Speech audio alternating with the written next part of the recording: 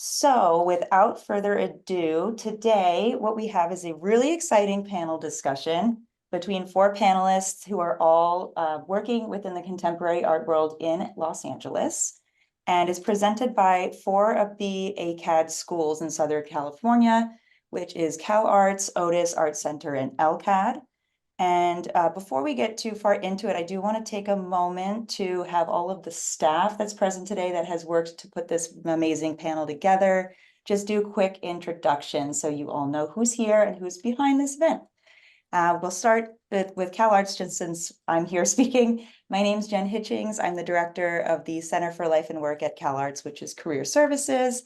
And I will turn it over to, let's see, do we have Lonnie here? Yes, I'm here. Hi, everyone. My name is Lonnie Wizardar. My pronouns are he, him, and I'm the Assistant Director for Employer Relations and Industry Connections. And I'm going to pass it over to Brent. Hey, good morning, everyone. My name is Brent Kuzik. I go by he, him, and I'm the Bridge to Industry Coordinator in the CLW at Cal Arts. Awesome, thank you. And let's turn it over to Art Center. Awesome, I'll kick us off. Hi, everyone. Welcome. Thanks so much for being here. I'm Alicia Alex, she, her. I am the Director in Career and Professional Development at Art Center. I'll pass it over to Roxanne. Hey everyone, I'm Roxanne Fenton, also she, her, and I am the Associate Director in Career and Professional Development at Art Center, and I'll pass it to Eilish. Good morning, everyone. Again, my name is Eilish Russell. I am the Career Advisor in the Center for Career and Professional Development at Art Center, and I will pass it to Shay.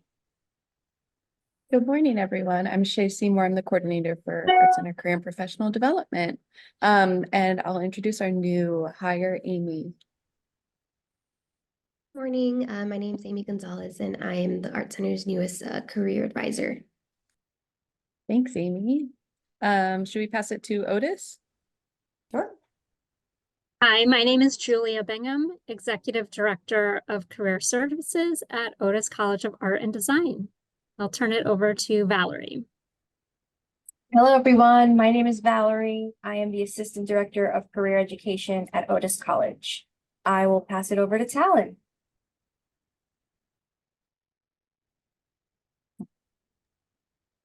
Talon, maybe with a student. Okay. Next we have, is that everyone from Otis?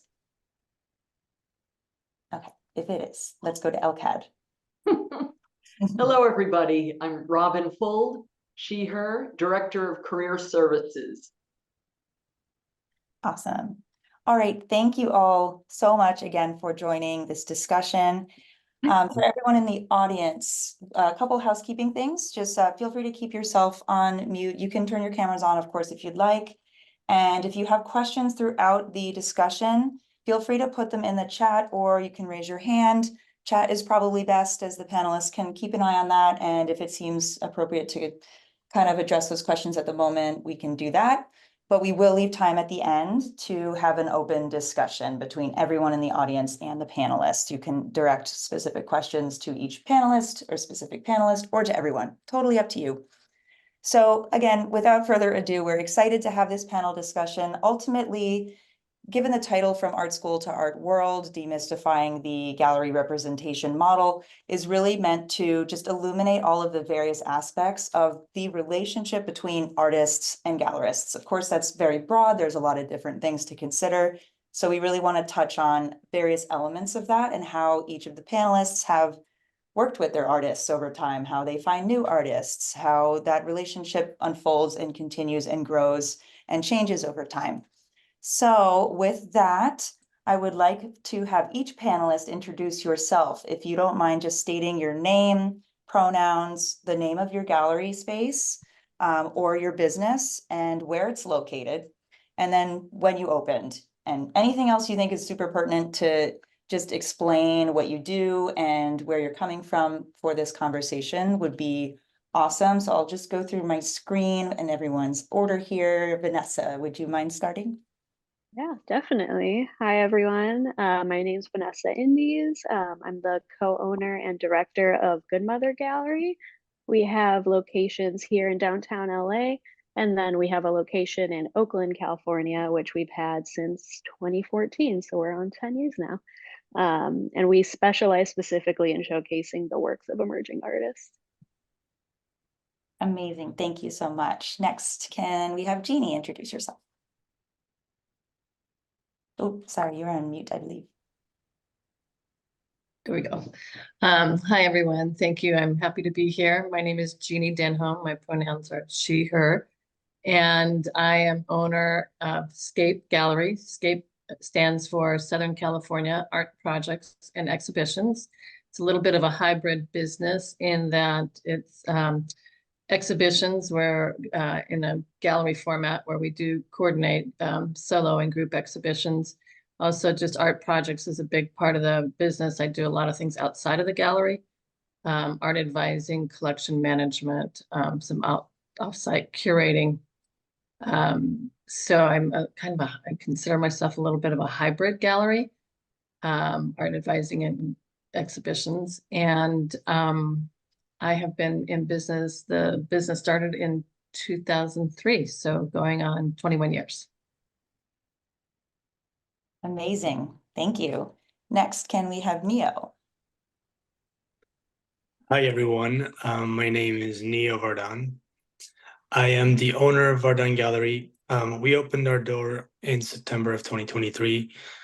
I lead the business with my heart, and I'm learning along the way.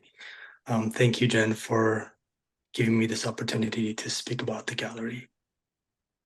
Awesome. Thank you so much, Neo. And Gerard. Hi, my name is Gerard O'Brien, he, him. I'm the owner of the Landing Gallery.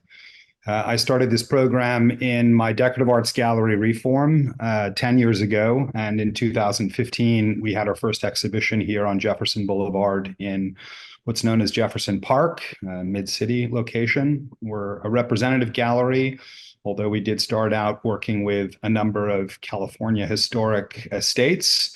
And I'm happy to still represent 3 of those, but most of the program is focused on contemporary and mid-career artists. At the moment, we have quite a esteemed member of the Otis family on our walls, as Roy Dowell's show is our current show, which just opened this past Saturday. And I would encourage all of you to come down and have a look at Manchas Profundas, Deep Stains, which is Roy's current exhibition. Very beautiful. Amazing. Thank you so much. And welcome all of you again. Thank you so much for participating in this discussion today. So first question we have, if each of you would like to answer this, I would love to hear everyone's perspective. This is a question that we get a lot as career services here at CalArts, at least. I'm wondering, how do you go about finding new artists to work with these days? What channels do you use, if any? How do you do that process? If it's for a group show or anything else that you're just looking for new artists, how do you go about that? And Neo, yes, you can start. I just completed my first big group show with 100 artists. And I find Instagram was the biggest tool. And the community that I found myself within, I think it's very important for artists to find themselves in the community that they believe in. I think just like looking at certain artists that are following an artist is a good, it just makes me look at the work closer. And yeah, Instagram was the biggest tool. If you use it the right way, you can find amazing talent on there. Awesome, thank you. Who would like to go next? I can go next. I can add on to that. I feel like when we started the gallery back in 2014, Instagram was still like a new thing, but it definitely has blown up into this kind of like great way that artists can use it as a portfolio. So it's been pretty prominent in our search as well when we look for new artists for group shows. We do use Artsy a lot as well, but Artsy is a platform that artists can only get on if they are working with a gallery that is showing on Artsy. So if you do show in a gallery that has an Artsy platform, that is a great way to kind of get your artwork out there. But other than that, I meet a lot of artists through them coming to our exhibitions every month. So a lot of artists come out, they show their support. I always recommend artists to do that with galleries that they like, to just go out to the shows and show face, introduce themselves to the directors and the curators. And then we also find a lot of artists through other artists. So artists will kind of refer their friends to us, or we'll go do studio visits on recommendations from other artists as well. Great, awesome, thank you. I'm happy to go next. Picking up where you left off, Vanessa, I think some of the artists I work with, a lot of it comes from referrals, and that would be referrals from colleagues, other people I know that are in the business, definitely artist referrals, and other gallerists would refer artists, and clients refer artists to me. So I think mostly, large part, the artists I work with are introductions through people I know in the business in one way or another. But I also attend a lot of art fairs. I'm constantly looking at work, artsy and other methods.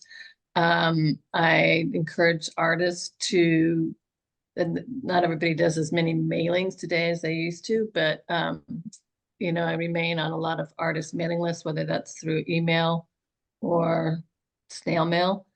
And sometimes it's following artists for years before you actually work with them, seeing their work and, you know, but following their careers. And I guess that covers it mostly.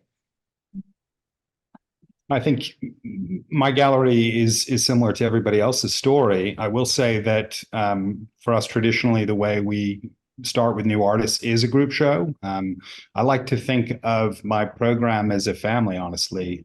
You know, I've only lost one artist in the entire time the landing has been open, and I remain friends with her to this day. So I think that I think about it in terms of bringing somebody into the fold, and that takes time. And one of the things that's really a catch-22 about having a representative program is that you really only have 6 slots a year if you're lucky. And, you know, those slots pretty quickly fill up with just the people in your family already. So there aren't many opportunities to be ambitious and to react to the market, so to speak.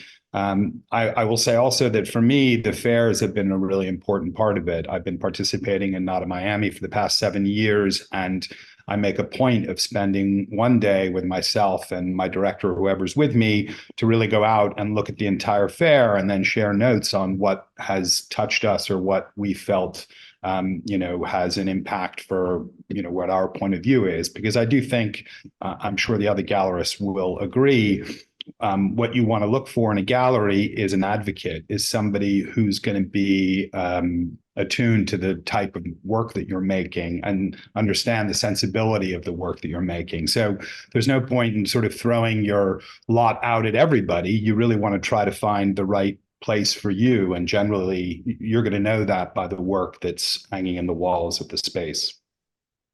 Mm-hmm, for sure. Thank you. Thank you all so much. It sounds like there's a lot of common threads here. Referrals, looking through fairs, looking through Instagram, things like that, seeing what the mutual commonalities and mutual interests are, right? With what you're already doing and with what the artists that you're already working with are also doing.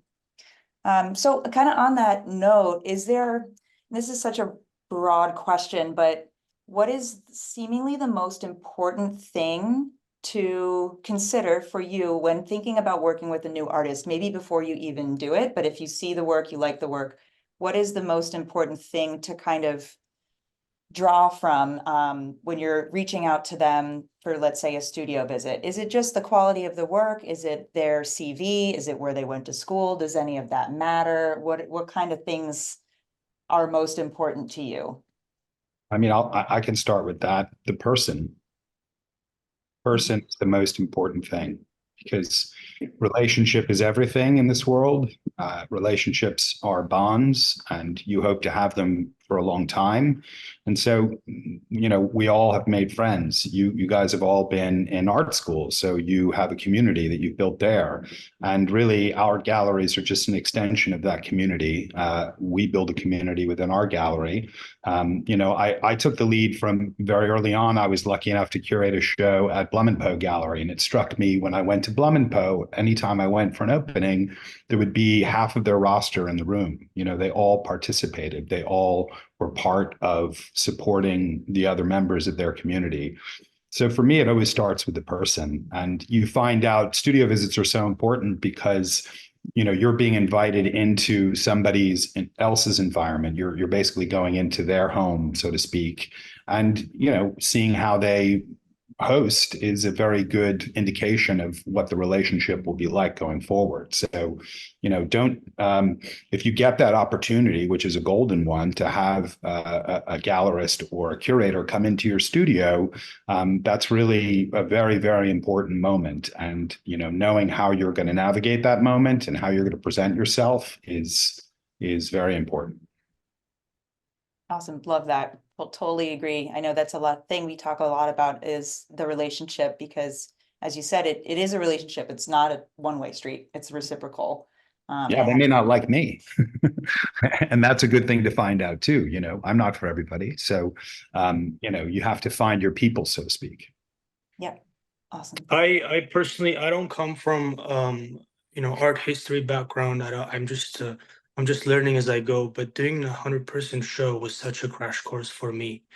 And working with so many different artists, it was definitely, as you said, Gerard, it's just relationship based. Some artists feel entitled. They think that we are here to serve them, but in this position, I don't think neither one of us are serving each other. It's a relationship. It's you know, we have to meet in the middle to make something beautiful happen. And I had the experience of working with artists who are just humble and I want to continue giving them shows. And then artists who are just complaining and being difficult that I don't want anything to do with. It's just any other relationship, whether it's a friendship, romantic relationship, it's just, this is a work relationship. Agreed. I would agree with that. I think it is definitely the whole success, I think, of people in the business, whether you're on the gallery side or the artist side, is that it is built on relationships. And but I would also say that I do look at the work, and for me, I am looking for someone who has a distinct style that they've developed. And I like work that if you look at that person's work, you would say, oh, that must be so-and-so's work, just because it's a very distinct in terms of maybe the materials they're using and the work that they're making. So when you look at a lot of art and you're sort of trying to think about what artists you're going to work with, I think the quality of work is really important to me. And also just that there's a unique style, there's something unique happening with that artist and their relationship with their work. And I think that when you ask the question about whether is it important where they went to school, it's not so much for me important where they studied, but I think it is important. I do acknowledge when they're, you know, have gone on and received their, MF degrees. It's not a make it or break it scenario, but I think it's important because I think I have found artists that have gone on to study and with grad school, that is the place where some distinct styles and, you know, honing in on what their interests are and starting to make work for themselves and exploring. So I do pay attention to that as well. Yeah, I definitely agree with everybody as well. And somebody asked in the chat there, why do you continue to work with artists after you work with them? And it does definitely have to do with the personality and the work ethic of the artist in general. You know, we test out a lot of artists by doing group shows with them.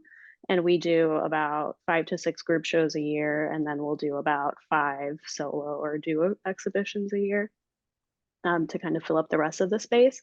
And after doing the group exhibitions, we can kind of have you know, a feeling on who we're going to move forward with in terms of if we're going to offer them a solo show or offer them to be in another group show down the line. It definitely, you know, having a good work ethic also goes into place, like getting your work in on time, showing the gallery that you're responsible and that you can complete things on deadline is also another big thing, because I've stopped working with certain artists because of that, because they weren't able to get the work in on time or because they were unresponsive to emails. But yeah, that's pretty much it. I think another thing to bring up is we are looking for very confident people in their practice and in their point of view. So you have to have a really strong, defined sense of yourself, because we're not going to tell you what to paint. We're not going to tell you when we need it, you know, for XYZ. You have to come ready for the opportunity. And that's super important. I mean, obviously all of you guys are pursuing graduate, you know, level studies by and large. So you're in this, you're not, you know, somebody else said, yes, I agree with this idea that I'm looking for artists who have a defined point of view, that when I look at the work, it looks like them. I can't think of it being just sort of derivative of somebody else's practice. But moreover, I want to see a sense of self. I want to see somebody who I can see in 5 years will still be painting. They're not going to be selling insurance or, you know, opening a bar. You know, this is their makers have to make, you know, and I look for that in the person. I have to see this sense of, hey, you know, I'm glad you're here looking at my work, but whether or not this is going to work with you, this is what I'm going to be doing and I'm going to do. And gosh, I've had plenty of fantastic studio visits with artists that I really like, and I really like the work, but I just know it's not for me. But that has nothing to do with not caring for that person or the kind of work they make. I just have a specific kind of, you know, purview or a point of view for how I see the gallery. But you know, the hardest thing is just to be ready for the opportunity, and you know, it's all in the preparation, and make sure that you're ready, and you show us that you know that you're ready. Mm-hmm, mm-hmm. I feel like when an artist is questioning themselves, if they don't sell a show and they start to think about doing something else, that's also a big no-no. Mm-hmm. You know. Yeah, like maybe one specific idea. I think you just have to like live and die making art for me to want to invest in you for the long haul. Mm-hmm. Mm-hmm. Yeah, I guess to that point, so I'm looking at several of these points about, you know, in a way, professionalism of being an artist. We want to make sure that artists are dedicated, committed to what they're doing, motivated, but also like meeting deadlines, right? And doing things that kind of have to happen in order for the show to happen. Is there any other aspect of professionalism? Because that's a difficult word sometimes when artists are thinking of like, what does that mean? How am I supposed to present or look, or what do I do to appear professional? What should I not do to appear unprofessional? Is there anything else that any of you feel like is really helpful to impart on the audience to what that term really means and what you're expecting as far as professionalism from your artists? Communication is a really important factor for that. I think just good communication, returning phone calls, emails in a timely way is important, especially if it's an exhibition that, you know, we're working with a timeline. So I think, you know, we all need that kind of that courtesy. I think just being organized is, you know, falls under that professionalism category. Being organized, getting images, having the images. A big thing for me is having reducing the amount of work that I have to do from my end. So having those images titled, you know, with the title of the piece, the measurements of the piece, those are time-saving elements for us on our side. And not having to go back and request images more than once, and, you know, just timeliness, communication, and organization would be 3 big things on my list. To bounce off of that, I absolutely like love when, you know, whenever I message an artist to see what kind of work they have available, they have their PDF like ready to go. And they have, you know, photos, just straight on photos about all of their pieces, all of the information, all in one place. I really don't like when artists just send me cell phone photos of, oh, this is what's in my studio right now. It's always way more professional to just, whenever you finish a piece, take a photo of it, put it in one document so you have it all in one place. That way, whenever the opportunity does pop up, you can just send it right away. There isn't going to be any like scramble for, oh, let me make a PDF real quick, or oh, let me get to my studio and take photos of things. But Well, yeah, that's definitely like the number one thing that I love when artists are on top of.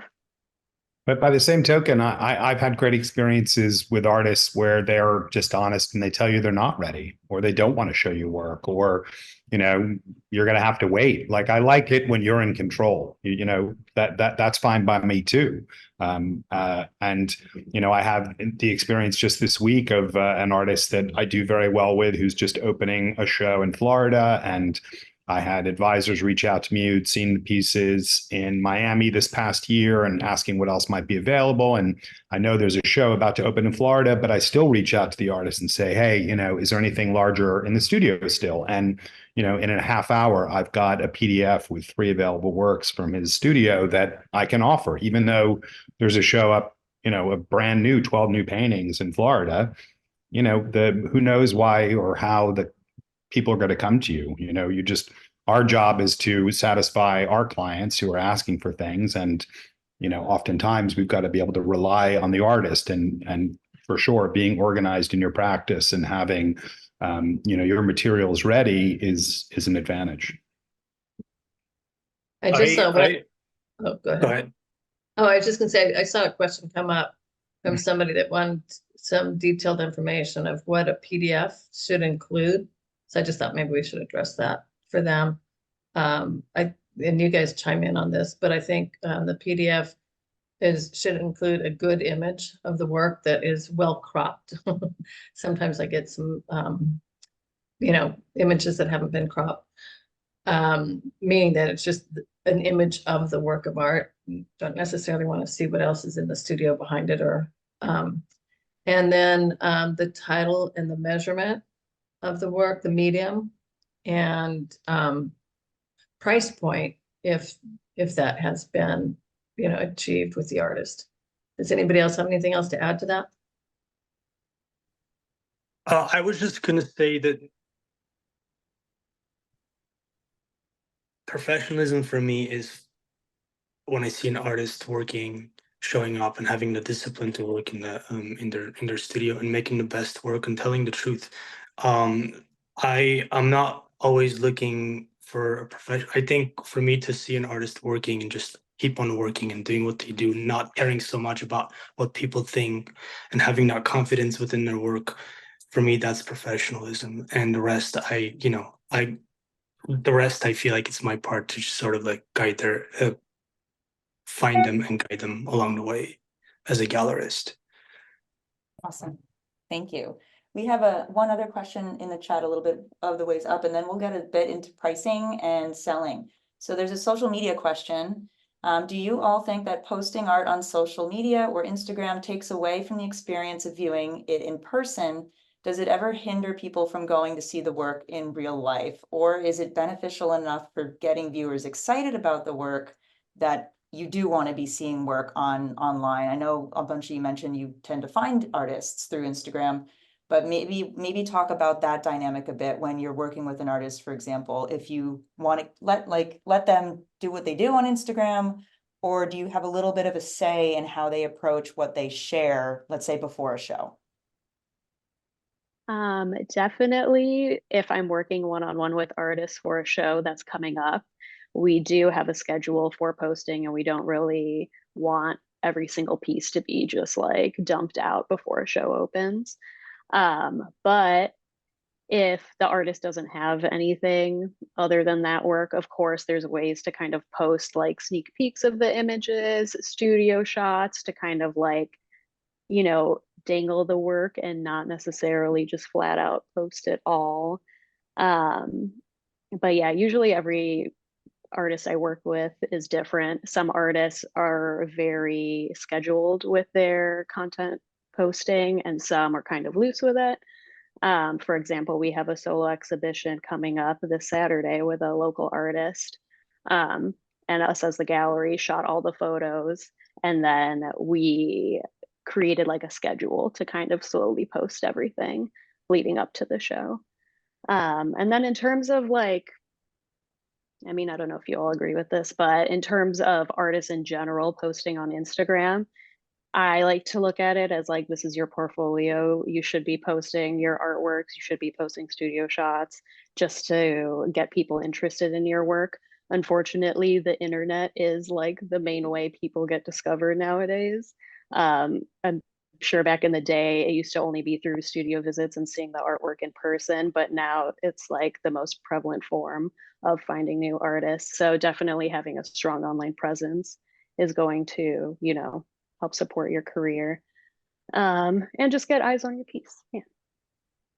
I mean, it's going to be different for the, you know, the artist that you're working with. If it's somebody who doesn't have gallery representation anywhere else, they're certainly going to use Instagram and the internet as a much bigger tool for showing their work constantly. And they should. You should definitely, you know, you don't want to overdo it, but, you know, that is a place. But you know, once you're working with established artists who are already in other galleries and, you know, you're sharing an artist with other galleries, you have to be pretty careful about letting images out and bleeding images because, you know, you need to create some, you know, sense of at least there being urgency when a show does open. So you're holding back until that moment. But, you know, the internet is not a panacea. You know, we can't roll it back to the time before. It is what it is. It's a tool. Everybody has to use it, but you know, I hate it. I definitely think that you know, there's something about my program. There's one thing that people have often talked about the artists that I show is there's sort of a tactile quality to surface with a lot of the artists I show, and most of that is completely lost when you're looking at images digitally. An artist like Jonathan Ryan, who's literally using sand as a medium on his paintings, you know, people think that they're seeing a painting, but until you're standing in front of it and experiencing it, you're really not. And so I miss the days of having, you know, more people in the space, in the physical space. And I do think, you know, if I jump back to something else, for artists who don't have a gallery yet, I think going to the galleries, you know, sort of having your wish list of who you wish would show you and just being a presence in those spaces. That doesn't mean inundating those galleries with your, you know, with your material or asking them to look at work. Just be there. Just be there, be curious, have interesting questions. When you get the opportunity to be one-on-one with the gallerist, you know, ask an interesting question, you know, make your presence known. And that's so much better than, you know, saying, who do I send something to, or can I send you anything? You know, you just have to start swimming in the ocean where you want to swim. And it should definitely be where you want to swim. You don't want just anybody to be your advocate. You want the person, you know, who loves your work, who's ready to be your advocate. Absolutely. I personally think it's best just to not overthink it, especially when you're just finishing school, and just be true to yourself and not think too much. Just focus on your work. Focus on your work. And I think one of the most important thing is to surround yourself with artists that you admire, artists who inspire you. And you don't have to be good, close friends, but follow each other. Because that's one of the biggest things I look at. If some of my favorite artists that I admire are following you, I'm going to look at your work. And if I see it on a digital form, I'm going to want to come to your studio and see it in person. Obviously, I'm not going to do a show unless we see the work in person.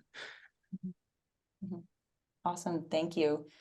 There's a few questions that get into selling, pricing, all that good stuff. So let's get into that a little bit. The first question is, do artists who you work with have a network of their own collectors already?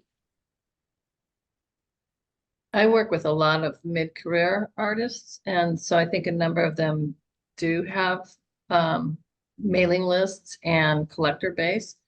That's not necessarily a sole reason why I am working with them, but it does seem that because being in that mid-career area that there is that comes with it in my case.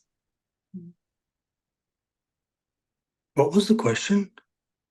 If you're working with an artist, do they kind of come with their own collector base? And how, I guess that's a deeper question here. How does that work for all of you? If you know that an artist you're working with probably has sold a fair amount of work, how do you approach that question with them? And then how much do they rely on you trying to sell work to your collectors?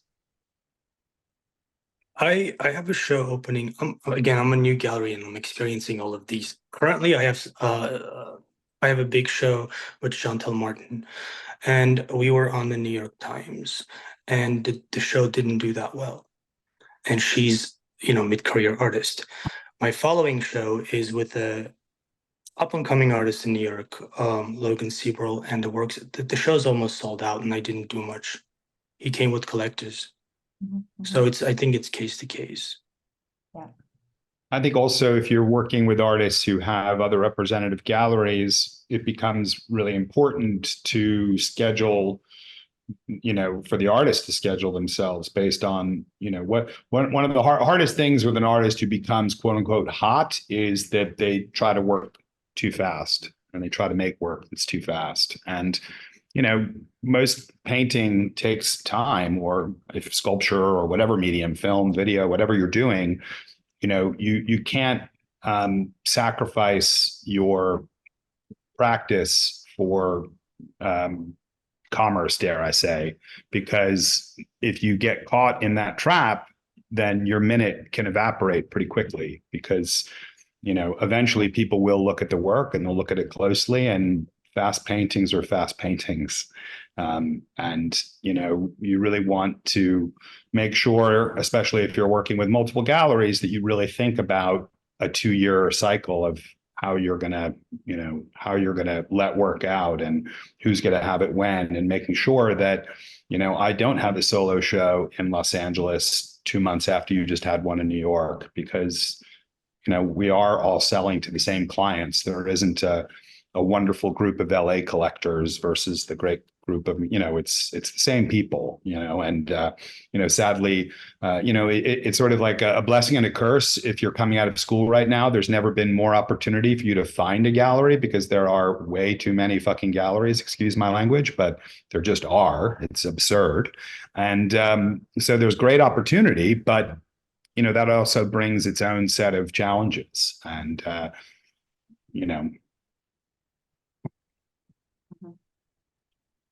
Oh, having a lot of work available online, say, I always look at Artsy now. If an artist has too many works on Artsy for sale, I'm probably not going to want to do a show with them. Yeah, and that's sort of, do you feel like that just is an indicator of just too much work out? Maybe there's too much production and not enough demand. What do you think that is? I feel like produce as much as you want, but be cautious how much is out there.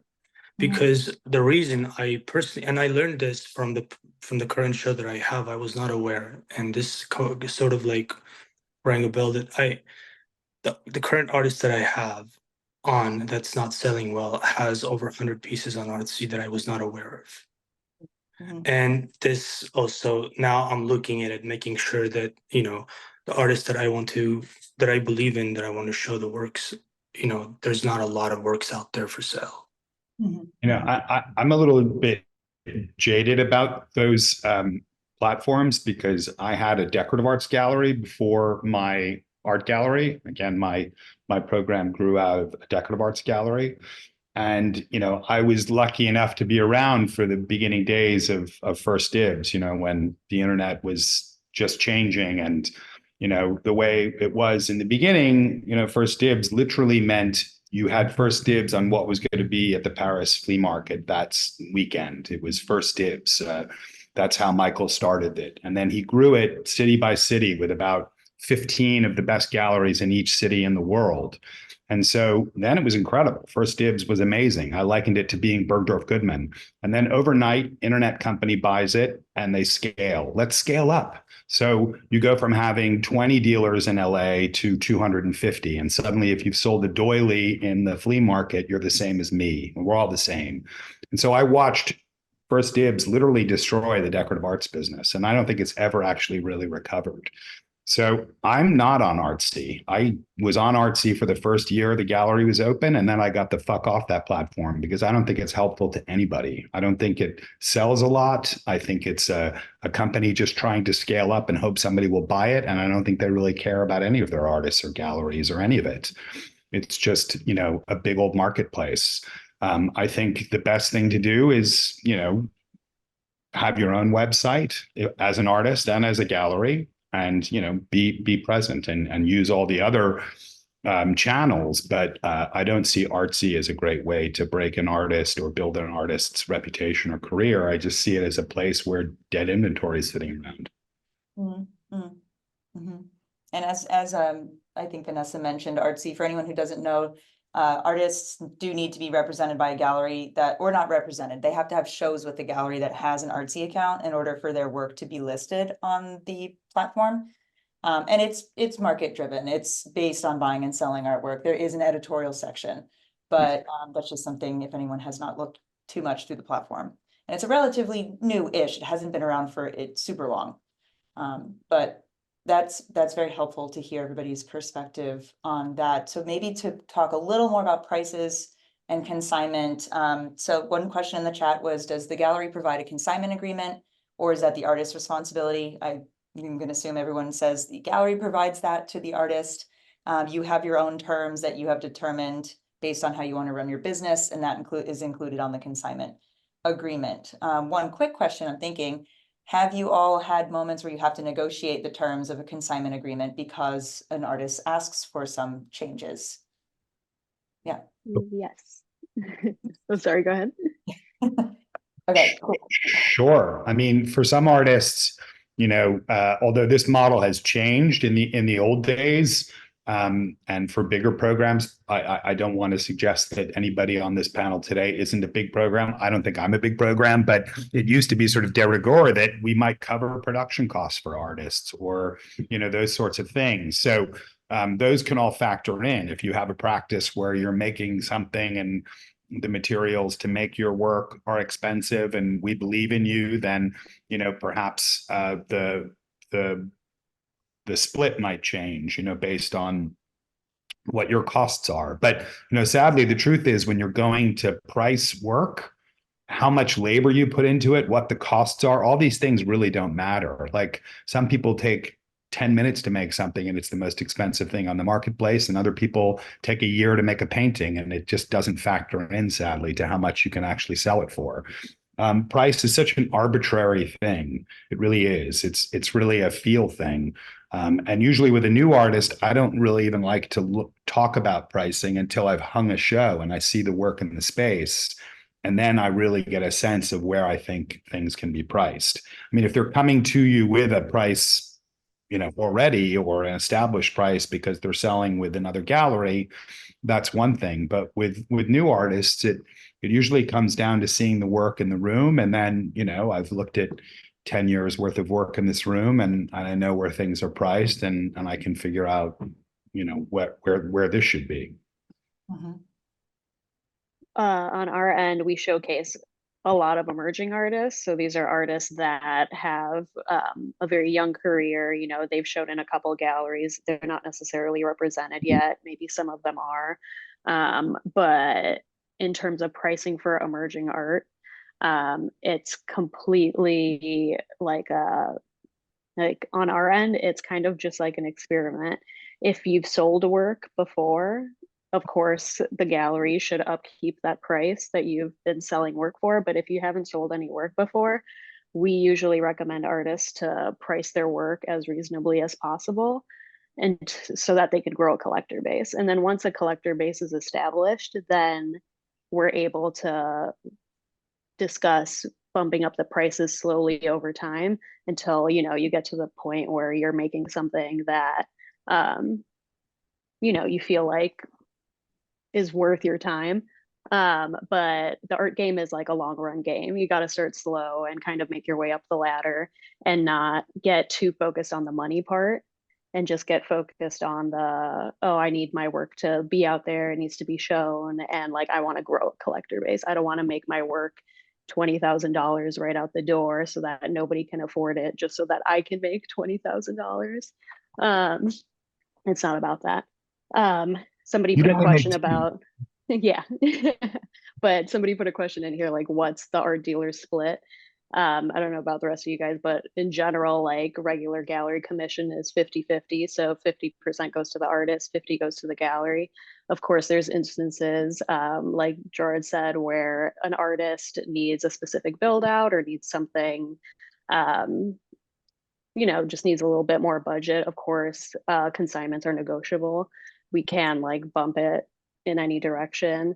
But it's dependent on each artist, pretty much, is the consignment agreement. In general, with Good Mother, we have a consignment agreement for all group shows where we like hold on to the work from anywhere from 6 months to a year after the show is done, to continue and try and push the work. Some galleries are different. For solo shows, we definitely hold on to the works that didn't sell for up to a year. So that's always in our consignment agreements. But yeah, I hope I covered that question.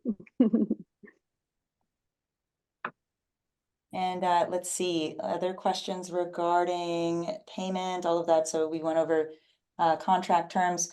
I guess we could talk a little bit about representation. This is, of course, a big part of this conversation, and everyone here has different relationships with what that really means. But for art students wondering, you know, what exactly does representation entail? I know we could go very deep into this, but if you as a gallerist do represent artists and you want to assign a new person on for representation, what are the terms generally for you? Is it regional based on the city? So is it, you're saying, hey, I will represent you in Los Angeles?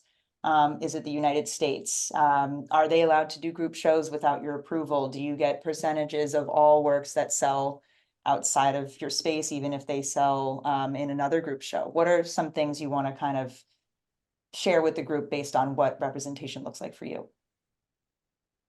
I can say that's an interesting question from my demographics, because I think LA is a really big market for artists, and I'm not in LA. I'm south of LA. I'm in Corona Del Mar, Newport Beach, that area.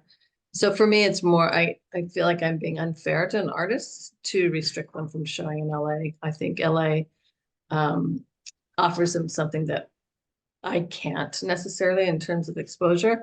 So for me, and again, I think this goes back to that relationship thing. It's like, you know, you want to support each other. And so for me, I'm mostly concerned with Orange County as a sort of protected territory if I'm showing their work. And then just trying to work together if there is a gallery in LA, you know, there's a relationship there with the artist and perhaps another gallery in LA, and how we work together. So in that instance, I try to be realistic about what my clientele brings to the artist, and I don't want it to be, by restricting it through a contract, I don't want to restrict their career. I don't work with contracts. Everything's a handshake in this business. If you don't want to be with me, then you should go. If you want to stay, you should stay. Definitely, if you want to be in a group show in Los Angeles, we just consigned a Good Mother in the fall, and it was a great experience. But yeah, I tack on it's been going up of late. It used to be pretty standard to put 10% in there for us, but when I've had group shows in the past year, I've had people consign to me with a 15% cut for the gallery consigning, sometimes 20%. It all depends on, how hard the artist is and, how in demand their work is. So, and pretty much we all take it because we want to show the work. So we're going to take it with whatever handcuffs come with it. But for sure, you want to protect your artists. I think one of the things about this proliferation of New York galleries coming to Los Angeles, don't kid yourself. It's only about one thing. They're tired of sharing their artists with California galleries, and that's why they're here.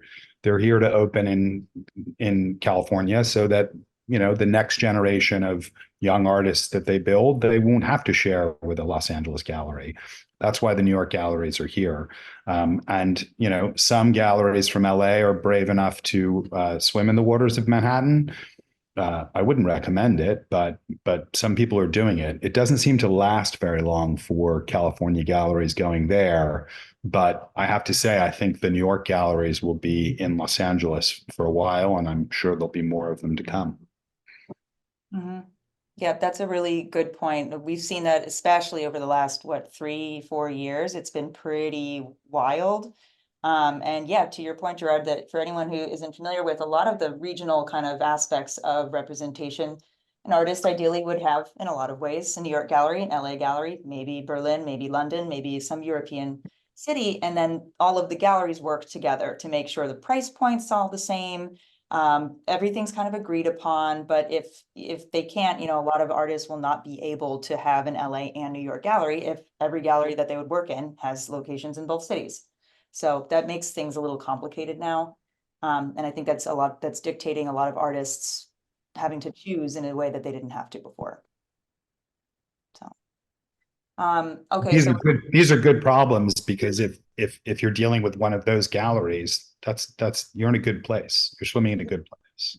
That is true. That is true. If there's enough funding around for having 2 locations in the 2 most expensive cities in the United States, that's good.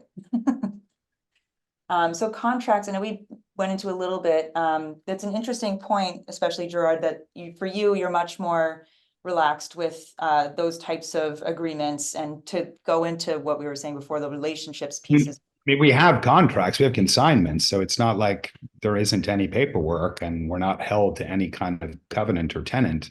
There's a duration for how long I'll have the work. It's spelled out who's going to be taken care of. Generally, I take all the freight on board. If an artist is in California, it's much easier. But if I'm working with a New York artist or Chicago artist or wherever, I'm going to have to incur the costs of shipping to bring the work to me, and then I'm going to have to incur the costs of shipping to return the work if I don't sell it. So, that part of it is a contract. But in terms of holding you, making you beholden to being with the gallery, it's only as long as the consignment contract is extant. And with the people I represent, at this point, I have artists. I just had one of my who I would consider one of my core artists, ask me for a bunch of work back, and it took me a little bit by surprise. But I just took a phone call and talking to her to understand what her thinking was, and now I'm gonna be shipping a bunch of paintings back to New York in a month, and it makes sense. I understand the reason that she needs the work. Yeah, that's a good point. And in the chat. So yeah, I think for a lot of artists, a lot of times getting into this is like, we kind of all just understand what is typical, right? At some point, and it could be outlined in a contract. It should always be in a consignment. In theory, everyone should have consignment agreements, just in general. But when it comes to more specific representation, I think just a lot of times it's a conversation, right, between you and the artist, and there's some kind of a verbal agreement. Maybe it is in writing. I think if you want to just summarize as an artist, if you're not sure if there's going to be paperwork, just emailing the person afterwards and saying, just to confirm, we clarified this. I mean, in truth, the email is a contract. Documenting, like, for example, if you have a conversation with the gallerist and you're not happy about it, or it feels uncomfortable, or something is said that you're not comfortable with, you should document that in an email and exchange it with that gallerist, so that exchange is there. And then, God forbid, something does happen where it gets litigious at some point, that is all you need. You just need the conversation to be documented. So, be smart, but again, that goes back to the original thing I said, which is I'm always looking to build a family, and I'm looking to work with people that I have a good relationship with. So I think if you go into it looking for the problems, then you'll find them. You want to go into it, hoping you're going into this good relationship where everybody's rowing in the same direction, so to speak. I think I was just going to add, I think that just to repeat that, I think the contract part really is more a consignment sheet from my side too. And then the rest is really just conversation. and a mutual respect for each other. And then I think following that up by email, from the artist part or something is enough, because I don't have contracts that are signed either. I also just wanted to add in about representation in general. I feel like artists are very quick to thinking that representation is something that needs to happen right away with a gallery. And it is something that you build upon with a gallery that you already have a relationship with, I feel. All of the artists that we represent, we've been showing for many years, and we decided to then represent them because we do have more of a personal relationship with them. They are more like family. We both understand each other. And then it is one of those like handshake agreements. I always not warn, but if a gallery approaches you as an artist and you've never shown with them ever and they want to represent you out the door, just be wary because you don't know them, they don't know you. Again, it goes back to the personality and the personal relationships that you have. You don't want to get into a contract with somebody you don't know and you haven't worked with before. So I always recommend that to artists, at least show in a couple group shows with somebody before you accept any kind of representation. I think if a gallery cares about you, they'll encourage you to show, and they can guide you where to show and where not to show. But I am experiencing meeting a lot of other gallerists from different parts of the world, and the artists that I've shown and I believe in, I encourage those galleries to look at their work and show them in other places. So I don't think there should be any sort of ownership. It's a relationship thing. Trust. And the bouncing off of that, sorry, the artist's career is only going to expand and get bigger if they show at other galleries. So if a gallery is just holding on to one artist and not letting them show anywhere, that artist isn't going to grow in any way because that gallery has a specific collector base and a specific reach. So being able to show in different places allows for the artist to grow, which is great. That's a good thing. Like that's what other galleries should want. They should want their artists to have a bigger reach. There's an interesting question in the chat too, a little bit earlier. Do installation and video artists, so let's say not 2D, not painting necessarily, but other types of work, you could add performance in there. Are they also collected or is it more an exhibition thing? I think this is a conversation that could go on forever, right? But as far as work that isn't, let's say painting, drawing, even sculpture is even difficult sometimes, but work that is not necessarily going to be acquired and live on someone's wall.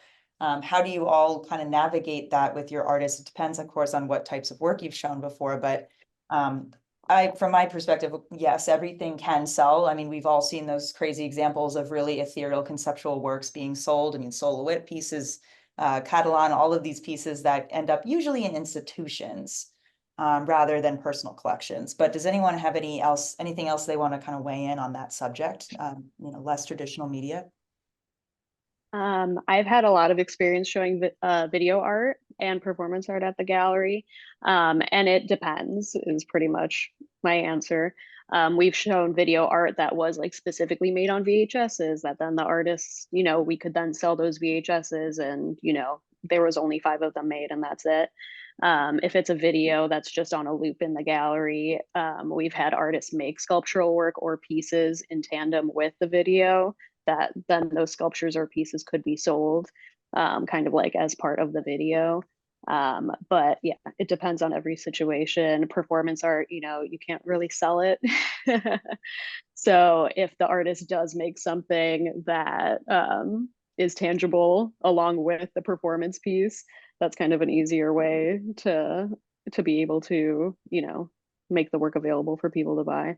But yeah, it depends. It depends on what kind of video art you're making, what kind of performance art you're making, and what's included in that.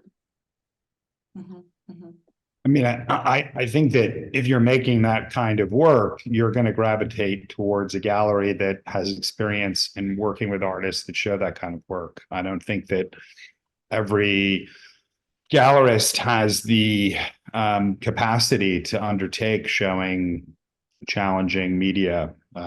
You have to have a pretty strong stomach for that kind of work. and a good sense that you have the collector base or the client base that will respond to that kind of work. So that's in no way meaning, put yourself in a box and only show what you think is sellable. You got to make what your voice is and, hope that it's going to find its audience. But there tends to be galleries that are more ready to, undertake that kind of media. I would add to that too, that I think that there's other venues beyond galleries that maybe there might be stipends paid for that kind of work. The income that comes with that type of work may come from other sources, artist in residence, like you said, institutional. So there's other support systems, I think, financially, that support financially for that type of work. And it might be through grants also. That's actually leads me to a question real quick to kind of divert, but in your roles as gallerists, and I like the term advocates, honestly, do you also help your artists do things like write and submit grants, obtain other opportunities that are outside of the market per se? I certainly have had a lot of conversations with my artists about residency programs and which ones they should be looking into, because I think those are invaluable. I think that one, it's a shame to say that you're resume building, but you are. So to be accepted into a residency program is a competitive environment, just like it is to get into the program you're in currently. So those kinds of things, showing that you're actively engaging that still, that even though you're finished with school, you're still looking to build on your practice and go have experiences. So I think residencies are important, and I certainly have had a lot of conversations with my artists around that. Grant writing, not so much. I mean, certainly if there was somebody who was taking on an ambitious, project where they needed the funding to do something, I could see grant writing coming into it, but that pretty much tends to come from the artist. It doesn't so much come from the gallerist unless the gallery has a big enough team to have, a director liaison that specializes in that kind of thing. My gallery doesn't have that. Great. Yeah, I think grant writing, from my experience, usually doesn't necessarily come from the gallery side, although we can help steer that. Maybe we might know. I mean, I know a few people that do write grants. And that's, I think, letters of recommendation, and that's the part that we come in and can help with. Great. There's another question in the chat. So it's a little bit about what happens to the work after it's sold. So let's say you do sell work to a client of yours, or whether it's existing or new client of yours, where does it go? So in theory, I'll kind of start with, usually it would go to their home, hopefully hanging somewhere in public, in public space, unless you're selling to an institution, then it'll go into a collection. I think most of us know sometimes work goes into storage. Sometimes people have enormous collections, and there might be a rotation of how they display the work in their home. But does anyone else have anything they want to add to where work lives after it gets sold? And we could also talk about auctions, because that's another question. It's a mix of things, and every gallery is different. Some galleries sell, direct to clients. Some galleries specialize in selling to businesses, to institutions. Some galleries have better relationships with museums, so they're able to get your artwork acquired by museums. Some galleries don't have that. We've sold to a wide range of different kinds of collectors. We sell to a lot of businesses as well that, they'll put your stuff in storage for a few months and then I'll, switch it out so that their offices can change throughout the year. We sell to restaurants. We sell to private clients. It's a pretty big mix. We sell to other artists. We sell to other gallerists. Yeah. I will say that it's not that you need necessarily to do this, but I'm sure my colleagues would agree that I like nothing more than an artist who really thinks about how their work should travel. I love an artist who makes their own travel slipcases, not because it saves me an expense or I might not have to spend the money. It's just that you've really thought about how your work should be handled, that you're not just waiting for other people to think about how your work should be handled. So if you come to the table prepared with how your work should be handled, that's another, high mark for you when you're meeting a gallerist, that you've thought about these things, that these works aren't just, in a vacuum in your studio, that they're going to leave your world, they're going to go someplace else. And then if they sell, they're going to go someplace else again. And so thinking about, how they're going to travel I think that can give you a big leg up for, your hunt for a gallery if you show people that this is something that you've thought about. I would add to that too, and just traveling is one aspect, but just how you deliver it to the gallery and how you bring it. I think we observe how you handle your work, and we tend to handle the work in a similar way. I mean, I always try to handle the art really professionally, but I know artists that are meticulous and, really thoughtful about how that work comes to the gallery. I'm going to take more conscious care myself of that work, seeing how they are handling their work. Does that make sense to everybody? Are you the same? Mm-hmm. Yep. Yep. I've had my first gallery that I ran in New York. I mean, I was 22, but someone walked down the street with a painting, just not wrapped or anything. Yeah. And it's just stuff like that even at the time I was like, okay, that to your point, this shows me how you look at the work and how you want me to treat it, which right. And it's just unconsciously, I always want to take good care of artwork, but I think when you see how the artist is taking care of it, it does somehow subliminally make you pay more attention or less attention. Mm-hmm. Mm-hmm. For sure. Someone did ask about auctions here. So can anyone weigh in on what your thoughts are? I know we can again talk about secondary market for an eternity. And we probably don't want to talk too much about it right now, but essentially for anyone who isn't aware, auctions are just when someone has bought a work, it's in their collection, and they choose to sell it through an auction house. They can sign it to an auction house and it goes up to be bid on by the public who wants to maybe buy the work. How do you all as gallerists, if you do come across this, manage any of that with the artists that you work with if they have a work that goes up for auction? I can, my consignment paperwork states that if the buyer wants to resell the work, to reach out to me first. Awesome. Love that. Not everyone does that. That's great. I mean, good collectors do, and your experience tells you, that we all know where the works went. So when something shows up at auction, who's putting it up. And, pretty much if it's something that happens within a year or two of having been purchased, that client's probably not going to get access to material. And that goes, much further up the food chain than my size gallery. But basically, you're committing social suicide on some level if you put something up for auction too soon, because you're basically just going to have the valve shut off to, that kind of material from that level of gallery.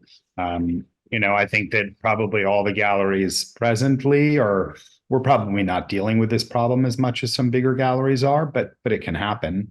But the truth is, once you sell a work, it's not yours anymore, it's theirs. And if they choose to stick it in storage, that's fine. And, we all think the panacea is selling to institutions, but basically if you sell to an institution, you are putting it in storage, because very few things are shown in institutions. So it's a nice thing to have on the resume, but it's not necessarily going to be a great way for people to see your work, to have it going into an institution. Mm-hmm. Mm-hmm. There's a question too, and I'm glad this was brought up. So for an artist who has a work that is sold, let's say through a gallery, and the gallery or advisor, whoever it is, does not tell them where it went, how do you all deal with this? Do you share the collector information with the artists? What do you share? What don't you share? How do you handle that? I share it with the artist who bought the piece and which city it's in. 100%. It's your right as the maker of the work to know who's buying it and where it is. That's That's like standard practice. If a gallery doesn't want to share with you who they're selling to, then I would think about ending that relationship pretty quickly. Yeah, it's fishy. Yeah. I would, I have no problem sharing the client's name and the city in which the art is staying, but I do think that there's cases where if I'm working with an art advisor or sometimes a designer, I don't always know. I don't get that information from them. So I can give them the name of the art advisor and the designer, you know, that acquired the work through me. But in some cases, we don't actually know where, you know, where it goes.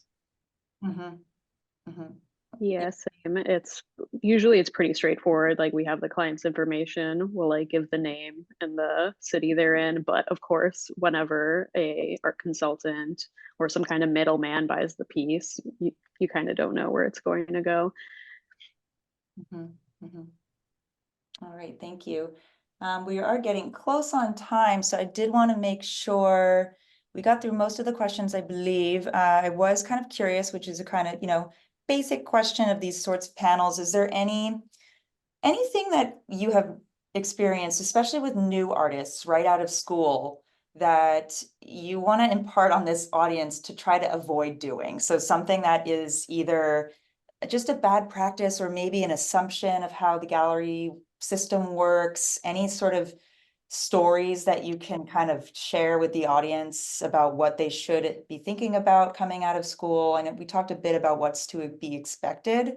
We're entering, you know, the market. You want to grow with your galleries, you want to grow with collectors, you want to grow with writers, but is there anything else that you all want to share? Just thinking about, you know, new grads and what they should be thinking of and being careful to navigate.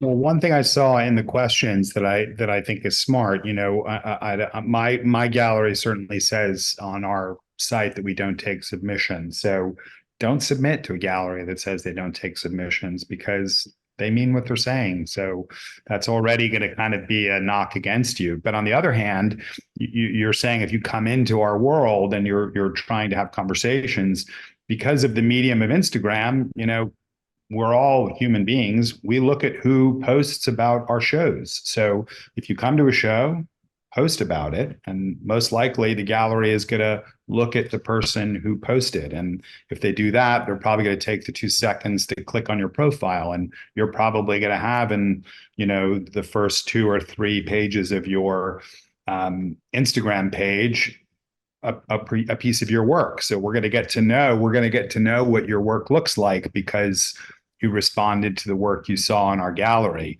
And then to that end about Instagram, I would recommend that you try to have your Instagram page as an artist be reflective of your practice, and that maybe it makes sense to have a personal page that has the pictures of your cat or your dog or what you did last weekend, you know, and maybe just keep the art, and your life, your life. I think that that's the other thing I would recommend about that platform.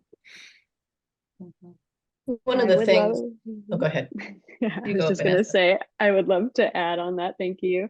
In terms of reaching out to galleries, I always urge artists to really research the galleries that you want to reach out to and make sure that your artwork fits kind of their style. Every gallery is like any other retail store. You know, they have their own specific style and their own specific curation, and they're not going to be able to show everything. For an example, at Good Mother Gallery, we don't really show photography, and that's just a choice of ours because we've tried to show photography and it's just something that our clientele doesn't necessarily gravitate towards. But there are plenty of galleries that specialize in photography. So definitely doing the research and seeing what galleries are already showcasing before you reach out to them and send them your website, your Instagram, your PDF of works. That's going to help because we do get spammed with a lot of random artwork throughout the weeks, where it's like if an artist just takes the time to really research and see like, okay, I would be a good fit for this gallery, let me reach out to them, the gallery is going to appreciate that a lot more. I was just going to add a couple scenarios. I think that walking in, submission is one thing, and to Gerard's point, if it says, we're not accepting submissions, don't submit. But I think the pet peeve of mine is when artists walk in without an appointment and introduce themselves as artists and have something in their car that could I take a few minutes and look at. I don't know, I don't know that artists understand that can happen a lot. And it's hard. I mean, it's just rude to be asked, like, can you stop what you're doing and look at the art that, I have a couple pieces, or can I show you some work? So I would say appointments, if they are open to submissions, that it's really important that you sort of work courtesy by appointment or discussion. One of the things I would say that selling direct out of your studio can be a backfire on you a lot. It's hard for galleries when they have relationships. We can't fault the clients. A lot of times the clients, and certainly because of social media, it's really easy for clients to work directly with the art, or try to. And I think so I would encourage artists to, if you've got gallery representation, if somebody's reaching out to you directly, to qualify, how did they find you? Where do they live? And you're going to score huge points with your gallery and building that relationship if you have them work through the gallery, not through your studio. And then the only other thing I would say, when you talked about do's and don'ts, I've had a few artists really shoot themselves in the foot when, like, I had an instance where there was a group exhibition, and I had a client who was seriously interested in the piece that was on the wall. But the artist was there, it was at the reception, and he started talking to the client, and he says, oh, I've got 5 more from this series at my studio. And it took the conversation a whole nother direction. All of a sudden, their attention came off of that particular piece on the wall. And then the client felt like, oh, we should see what else is at the studio. And then it's over the internet, it's through image, it's not in person. And anyway, long story short, we lost a sale. So I would be really careful about those, don't take the focus away or in another direction from what's happening inside the gallery with a particular exhibition. Any other do's, don'ts for new? I think that the most important thing is to befriend artists who you truly believe in and who inspire you to make your own work. Just befriend them, go to their show openings, and you'll find the right gallery for yourself, because those galleries are representing those artists, and they're also following those artists, and they're seeing what those artists are, who they're hanging out with, and who they support. Or your teachers, for that matter. I think this weekend, I think I had Larry Pittman introduce me to 3 artists who he said I have to look at their work. I mean, if Larry Pittman's telling me I need to look at 3 artists' work, I probably should at least respect him enough to take the time to look. It doesn't mean any of them will be people I work with, but that kind of a referral coming from your teacher, your mentor, I think the word that we're all circling around continually is community. You're entering into a community of artists. We reside in a community of gallerists. There's a lot of fraternal machinations that happen between gallerists. It was one of the things I found the most fascinating about opening an art gallery in Los Angeles, was just how welcoming the community of other galleries was. And to this day, I'm always astounded by, when I ask even the biggest galleries you could think of for something, how responsive they are. I mean, I'm so lucky that LA Louver's warehouse just happens to be next door to me. And I can tell you, Peter Goulds is one of the best people I've ever met in the world. And he's incredibly generous with his time, with his knowledge. All I have to do is ask, and Peter will do anything. And, that's an invaluable resource. And your community is everything. Your fellow artists and those teachers and mentors, they're going to play a big role in all the things that are going to happen for you going forward. So, keep those relationships good, keep those bonds. For sure. Yeah. And I think there's a lot of ways, everyone here is in school or was in school, so you already have a network that's built in. If you're in a major city, even if you're not, but if you're in wherever you are, there's going to be other artists, there's going to be other creatives and people that you can reach out to. We have Instagram now. It is 1,000 times easier to make connections with people all across the world than it was 20 years ago. It's easier to find artists, it's easier to find gallerists. Granted, as you said, Gerard, there's so much of everything now, it becomes kind of intense, but there's ways to navigate it, and finding your people, finding your community is really, really instrumental. Paying it forward, giving back, helping each other out is so incredibly important, and just being involved, even if it's from just a support stance. And also, I want to make the distinction between touching a gallery with an unsolicited submission and telling a gallery that you're in a group show, or telling a gallery that you're in an MFA show. Those are all fair game. Like, let people know what you're doing. Let me know where I could go see your work hanging on somebody else's wall. Even if it's in LA, if it's a group show at Good Mother and you're interested in showing with me, you should let me know that your work's going to be on the wall. I can go look at it in a show, or that, these things are happening for you. Those are all good ways to touch. I feel like that's my responsibility. We didn't get into a lot about selling, but I have a very strange philosophy. Even though I've been selling things for 20 plus years, I don't sell. I actually believe that the pieces find their client, and I have to be able to facilitate that transaction happening. That's what my job is. I'm not really going to sell your work. The work sells itself. You have to get it in front of the right people, and then you make the transaction happen. And that's the whole thing. And when it gets good, it happens a lot. And we're all swimming in the same marketplace. So when the market's good, it can be good for everybody. When the market's tight, which, I think any honest person would tell you, it's a tight market at the moment, things are different. But, the sale happens when the person wants it.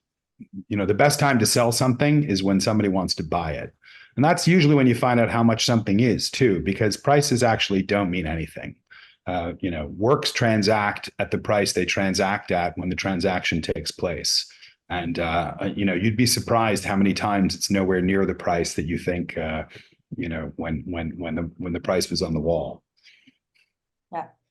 Awesome. I love that. The gallerist as facilitator and advocate is kind of what I'm grabbing onto. I think that's incredibly important for everyone to remember. And it is market driven in a sense that we are all in a commercial world in some way, but the role of the gallerist is much, much, much deeper than just facilitating sales even. So thank you all again so much for getting to time. So thank you all so very much for participating. Thank you all for attending this amazing talk today. I know we could go on part 2, part 3, maybe we will see. So thank you all. We will send the recording of the panel to all of the attendees afterwards. So look out for that. And so, yeah, final thank you to Vanessa, Jeannie, Gerard, and Neo, and everyone who attended today.